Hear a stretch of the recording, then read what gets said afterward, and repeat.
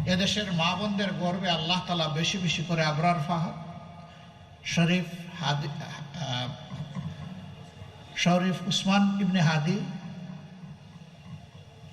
আবু সাইদ, এদের মতো বীর আল্লাহ বেশি বেশি করে আপনাদের গর্বে আমাদের জন্য আল্লাহ উপহার দিন। মায়েরা যখন সন্তান নয় বীরের জন্ম দিবে, এই দেশ হবে বীরের জাতির দেশ ইনশাআল্লাহ।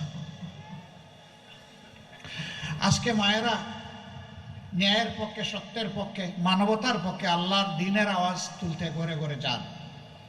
কিছু লোক এটা সহ্য করে না, তাদেরকে বিরক্ত করে, তাদের সাথে অপমানজনক আচরণ করে, তাদেরকে কষ্ট দেয়, এমনকি দিশাহারা হয়ে দুই এক জায়গায় গায়েও হাত দিয়েছে। আমরা তাদেরকে বলি, তোমরাও আমাদের মতোই মায়ের গর্ভ থেকে দুনিয়ায় এসেছো। মাকে সম্মান করতে শিখো। মাকে সম্মান করলে আল্লাহ তোমাদেরকেও সম্মানিত করবেন। যেই জাতি মাদেরকে সম্মান করতে পারে না, অপমান তাদের জন্য অবধারিত। আমরা প্রতিশ্রুতিবদ্ধ, যে কোনো কিছুর বিনিময়ে মায়েদের সম্মান ইনশাআল্লাহ আমরা রক্ষা করব। অসংখ্য মায়ের বুক থেকে, বোনের বুক থেকে, সন্তানের বুক থেকে তাদের আপনজনকে তুলে নিয়ে বছরের পর বছর আয়না করে রাখা হয়েছে, গুম করে রাখা হয়েছে। বেশিরভাগকে আলহামদুলিল্লাহ আমরা ফেরত পেয়েছি, হয় জীবিত অথবা লাশ হিসাবে। কিন্তু কিছু আল্লাহর বান্দা এখনো রয়ে গেছেন। এই কুষ্টিয়া ইসলামী বিশ্ববিদ্যালয়েরও দুইজনকে আমরা এখন পর্যন্ত পাইনি।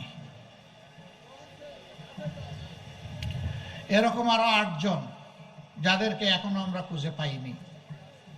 আমরা যখন তাদের প্রিয়জন আপনজনের সাথে মিলিত হই, তখন তারা বলেন, ও কি বেঁচে আছে? যদি বেঁচে থাকে তাহলে কোথায়? আমার বুকের দন আমার বুকে ফিরে আসবে কি? আর যদি বেঁচে না থাকে, আমার সন্তানের কবরটা কোথায়? তাকে না পাই, অন্তত কবরের মাটিটা ছুঁইতে চাই। এই লোকগুলা সবচেয়ে বড় মজলুম। তারা জানে না আপনজন লোকটি বেঁচে আছে অথবা নেই। হে মহান আল্লাহ, তুমি তো সামিউন বাসির, তুমি তো আলা কুল্লি শাইইন কাদির। এই লোকগুলাকে তোমার হাওয়ালা করলাম। এই যত পরিবারের কথা বললাম, তুমি নিজেই তাদের অভিভাবক হয়ে আল্লাহ তুমি তাদের নিরাপত্তার ব্যবস্থা করো। তারা যেন দুনিয়ায় সম্মানের সাথে বসবাস করতে পারে। আমাদের ভাই বোনদেরকে স্বস্তিতে এক জায়গায় স্থির থাকতে দেওয়া হয়নি।